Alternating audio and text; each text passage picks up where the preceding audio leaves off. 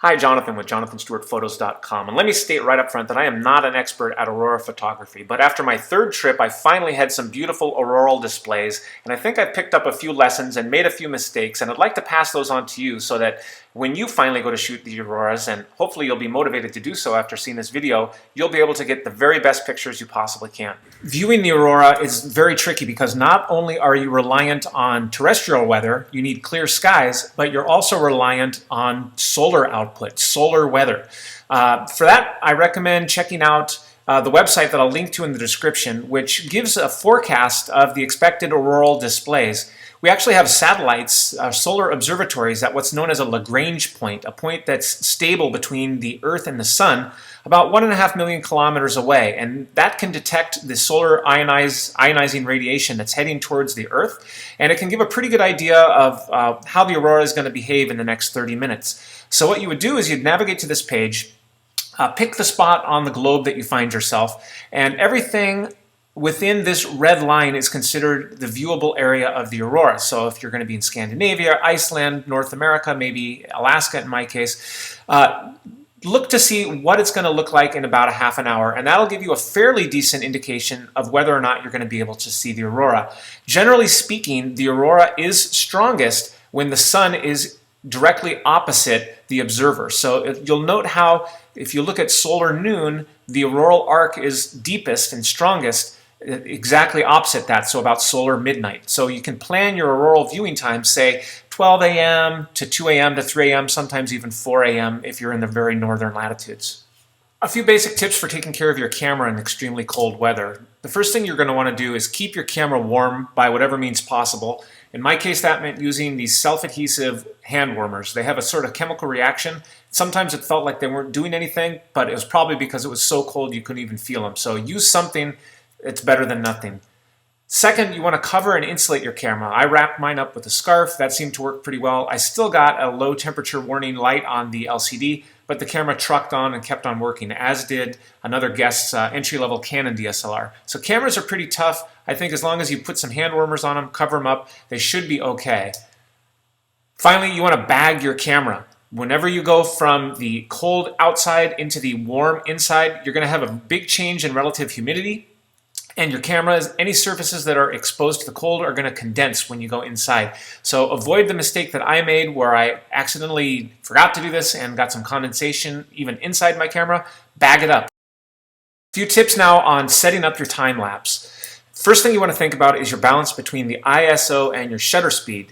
Generally speaking, you want to have the fastest shutter speed you can have because the aurora moves around like a kind of a luminous green cloud. And if you have a shutter speed greater than, say, 7 or 8 seconds, that motion is going to be blurred and you're not going to get the same level of detail that you would with, say, a 2 to 4 second shutter speed. So for that, you're going to need to raise your ISO. And again, find the lowest ISO you can and to still be able to use these kind of shutter speeds. And of course, this supposes that you're going to have your lens wide open and have the fastest lens you can.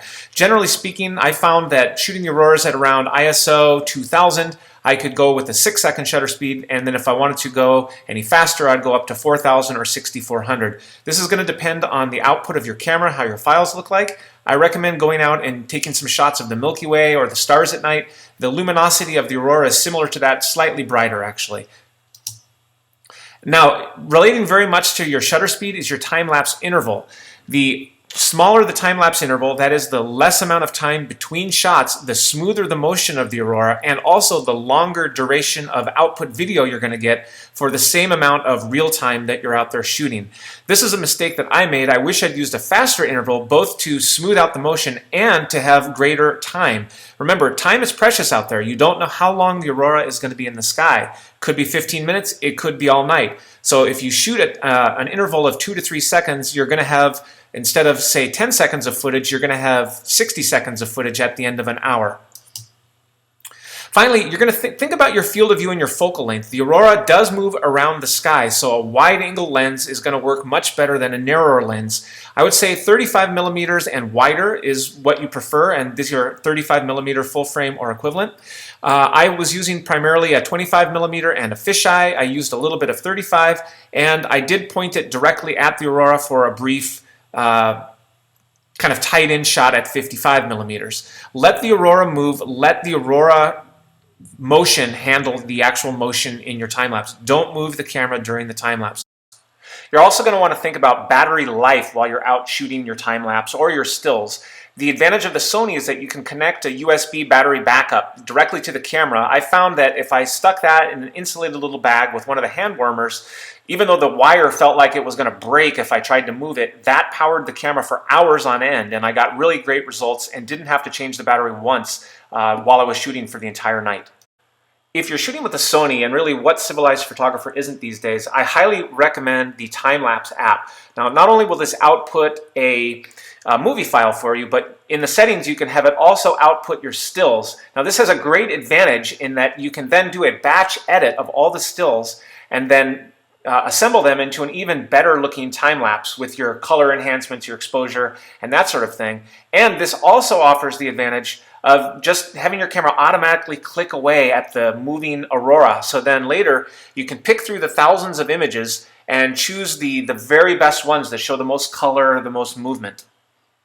And of course, Sony doesn't have a corner on the market in terms of built-in intervalometers, but if you are using a third-party intervalometer or an aftermarket one, remember these small little devices dangling out there in the cold are really exposed to the elements, and the batteries are going to go dead very quickly, so keep that in mind and try to plan on keeping that thing warm as well.